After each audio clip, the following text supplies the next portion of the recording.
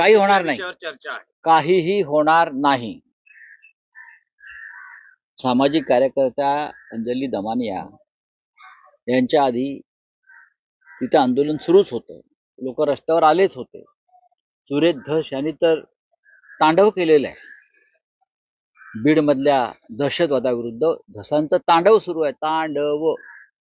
आणि त्या तांडवाला शासकीय आशीर्वाद असल्याशिवाय तांडव होऊ शकत नाही. तरी आज मिस्टर कराड हे इस्पितळात आहेत.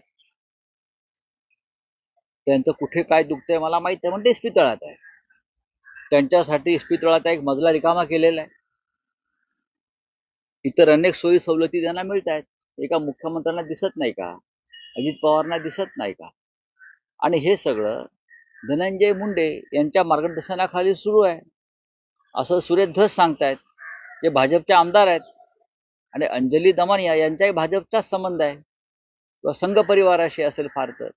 त्याच्यामुळे काय होईल आज फैसला यात पडू नका. काहीच फैसला होणार नाही. काही दिवसांनी वाल्मिक कराड हे राजकारणात येतील आणि ते भाजपच्याच गटामध्ये बसलेले असतील. कोण कोण सरकार पक्षाचे आमदार आहेत, त्यांच्याकडे पक्की माहिती आहे. धस साहेबांचं ऐकलं पाहिजे. धस साहेबांचं ऐकलं पाहिजे असं मी म्हणेन ना. ते त्या भागातले आमदार आहेत, त्यांना तिकडली परिस्थिती माहिती आहे. आम्ही मुंबईतून बोलणं योग्य नाही.